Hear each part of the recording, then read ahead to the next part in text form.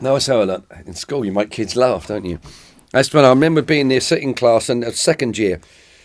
This lovely teacher, she was great. She said, they pushed me to the front, got feet in the desk, Jack the lad. So, Francis Rossi. So you think you're going to be a pop star? Yes, yes, miss, not ma'am. Yes, miss. So you'll travel abroad? Yes, miss. Because they're all laughing at my Jack the lad attitude, you know. So you could go to France. We were in a French lesson. Yes, miss. So you'll need to speak French.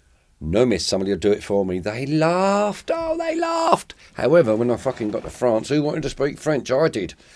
So if you're there, learn. If you're in there, you might as well learn while you're there, because that's what it's all about.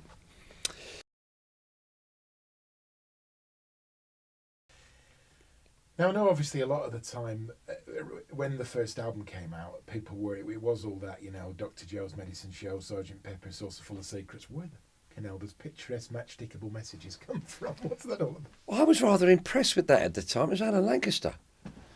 I thought it was fucking blinding, picturesque, stickable messages. I thought it was excellent. However, as you said, it was of the time. And guess what they did for the album cover? I know what we'll do. They got a single called Pictures of Matchstick Men. We'll sit them on top of a box of fucking matches. We sat on top of a pile of matches. It was a great idea. That was way marketing. But it was different. In making albums was different. It wasn't until we did Spare Parts that we felt that we were somewhat began to get some sort of control over it. But all the songs were very, very similar, and I think John Schroeder suggested putting brass and strings and shit and stuff. And again, I think trying to find your way, still trying to find your way back to, which is where I think Alan got us to with the first shuffle, really. And then sometime later we were in Germany, and I'm not sure if Nuff was with us, but me and Rick, probably smoking dope. We're in this club in Bielefeld and there's something that Germans can dance. You see a lot of dancers like old school dancers would be in this country. You know, a couple you see have been together for centuries. Seeing them move to music together as one is fabulous. And this couple were dancing. And the Roadhouse Blues. And me and fucking listen to this. It's up our street and look at them two move.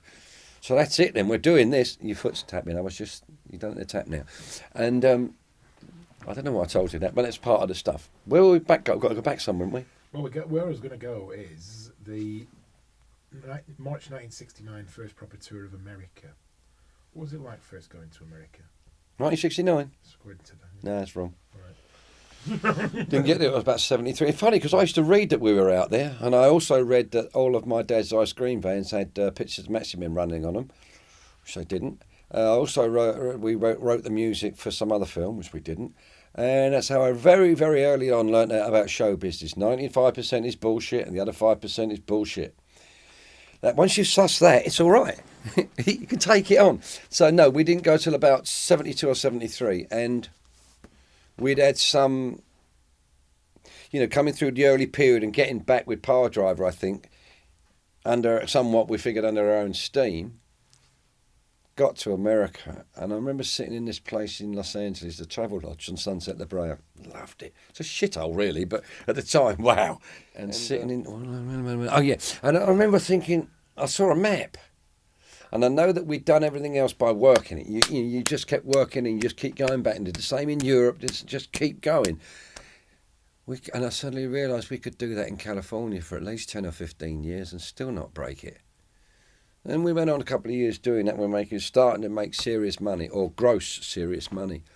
And I could just see that, whether it was a dose of reality or insecurity, but I thought, the status quo thing could end soon. It couldn't. And plus, as Leonard had said, nobody expected to last that long. And we'd into our second phase, as it were, and we were into 3 years of our second phase, if you like. You could just see what's happening in a few years' time, and I was like, they had all that, and they chased that a Yankee dollar and spent, which is what we were doing, spending fortunes. And I don't think we were very good at eating shite again. We'd got through that. We felt we were a little bit of something or somebody, and trying to do it in America. That's where the bottom of the bill thing really. You don't necessarily feel that bad in this country if you're third on the bill. In that fucking place, you do. and we'd been working with Aerosmiths, and we were fifth on the bill in this, and we were doing well. Up the bill we were going, up the bill we were going, and I think we were second or third on the bill by the time we got to Long Beach Arena or something like that. And we played a particularly bitching set which went down particularly well. Following night we were fifth on the bill again, and we learnt that very quickly with America. And some years later Steve Tyler came to see us, or was supposed to come and see us in New York somewhere. He'd said to our production manager, said, they're coming along, tell Francis and Rick, we're coming along to see him. I said, oh great, it'd be nice to see them again. He said, tell them we're not bringing their manager. So he'd even remembered back then what was going on. And that was how things were done then, particularly in America. And you kind of think it's unfair, but it don't teach you to, which maybe people don't realise. I said, oh, maybe they don't know, but the idea is when you're on is you're going to make it as hard as possible for him to follow you. I don't care who's coming next, I'm staying, and you'll stay on there as long as possible to try and do the other guy in, which is why that Spinal Tap line is so funny. They were still booing them when we went on, you know. They were still booing them when we went on. I think it's the funniest thing I've ever heard, because I think I've lived that one. Yeah, so you learnt all that kind of stuff early on in America, and that, no, this is not the way, and we took the decision not to do that anymore, and not to waste that money, because you thought it was going to end tomorrow. And to me, as I said to you, the thing is failure, not to have to go back to some so-called normal life, or go to work and, oh, no, I can't do that. Plus, it's this, perhaps if I had an education or something, but as I said, we live in this capitalistic thing, and the thing you don't do in this system is fail.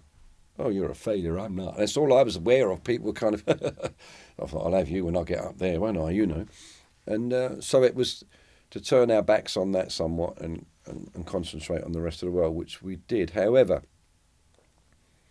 if we had pushed a little further there and stayed the course a little longer, we could at least now perhaps be in a situation where we could play between 5,000 and 10,000 seats, as opposed to probably 1,200 to 2,000, which we can't really afford to take our full production and do it properly there.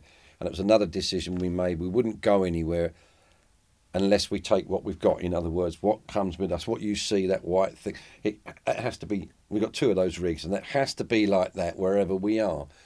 And quite a lot of bands, and we were expected to do this too, you just turn up and I'll just use that. Fuck off. I don't want to do that. Well, he does. Tough. He can.